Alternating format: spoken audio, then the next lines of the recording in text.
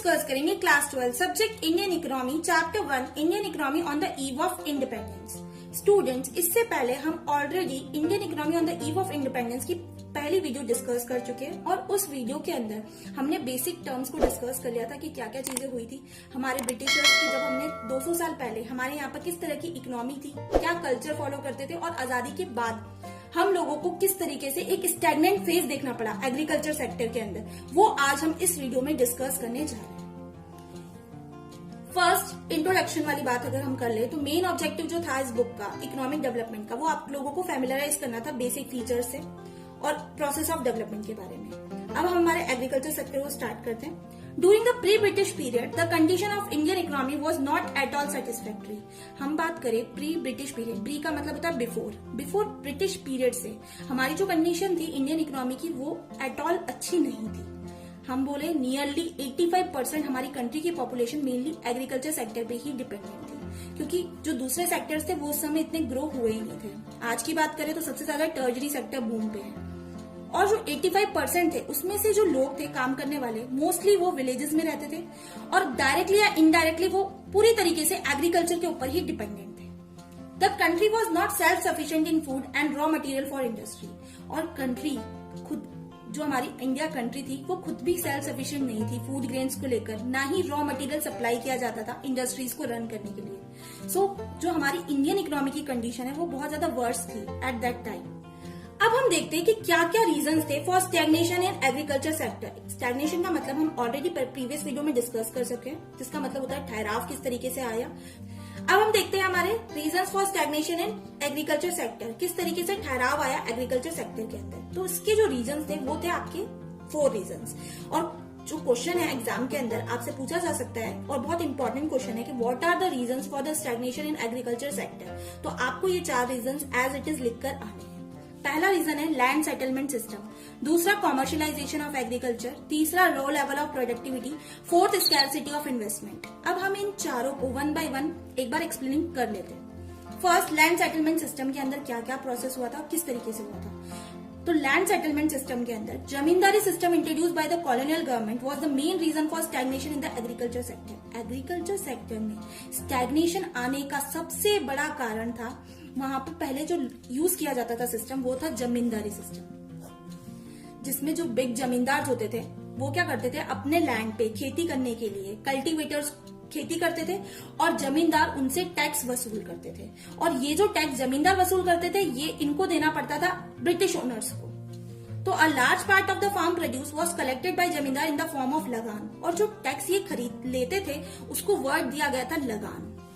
Zamindars main interest was only to collect lagaan regardless of the economic interest conditions of the cultivator. जमींदार का main motto एक ही था कि किसी भी तरीके से लगान को कलेक्ट करना। और वो ये नहीं जानते थे कि जो इकोनॉमिक कंडीशन है कल्टीवेटर की उससे उनको कोई फर्क नहीं पड़ता था। Dates for depositing specified sum of lagaan to the British government were also fixed. और जो डेट्स होती थी वो स्पेसिफाइड पहले से ही फिक्स कर दी जाती थी कि ब्रिटिश गवर्नमेंट को जब लगान देना होता था वो पहले से प्री डिटरमाइंड होता था।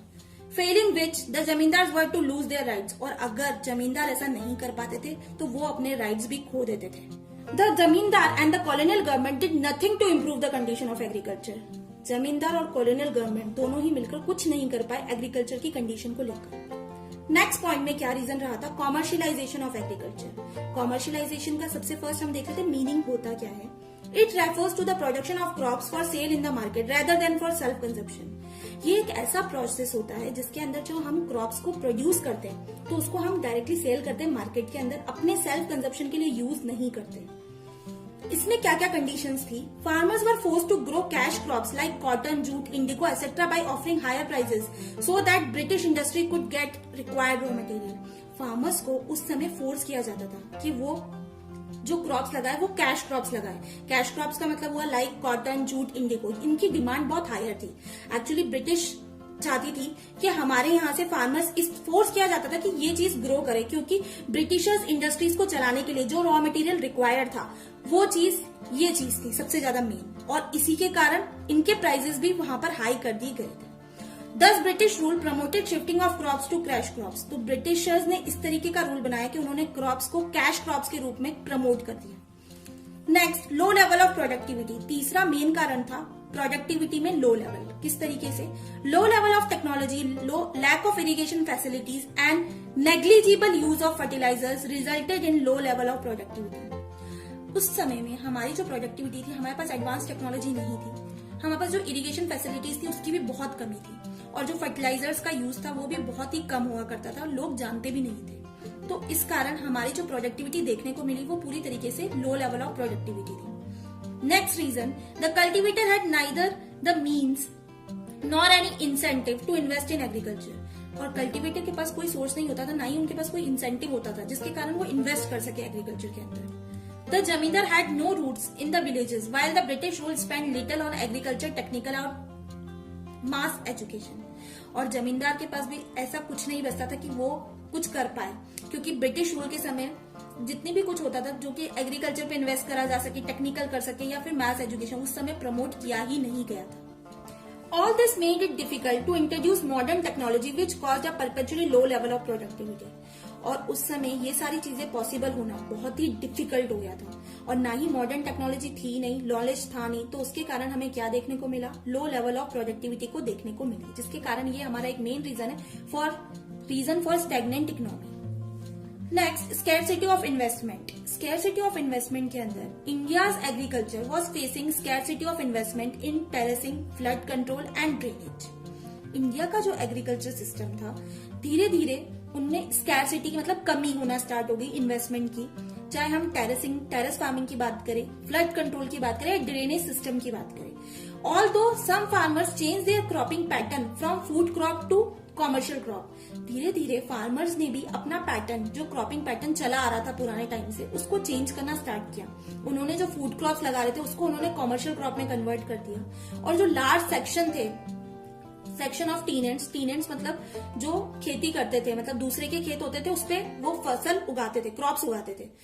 तो a small farmers and share croppers neither had resources and technology nor had incentive to invest in agriculture. ना ही उनके पास एडवांस टेक्नोलॉजी थी, ना ही उनके पास इंसेंटिव था, ना ही उनके पास इन्वेस्टमेंट था, तो जिसके कारण वो इन्वेस्ट कर सके एग्रीकल्चर के अंदर। सो ये कमी देखी गई हमें स्कैरसिटी ऑफ इन्वेस्टमेंट के अंदर। सो स्टूडेंट्स, ये सारे हमने रीजन देखे किस तरीके से एक स्टैग्नेंट फेस आया हमारे एग्रीकल्चर सेक्टर के अंदर। इस वीडियो में हमने इस लेक्चर को डिस्कस किया है, नेक्स्ट वीडियो में हम इसके आगे डिस्कस करेंगे।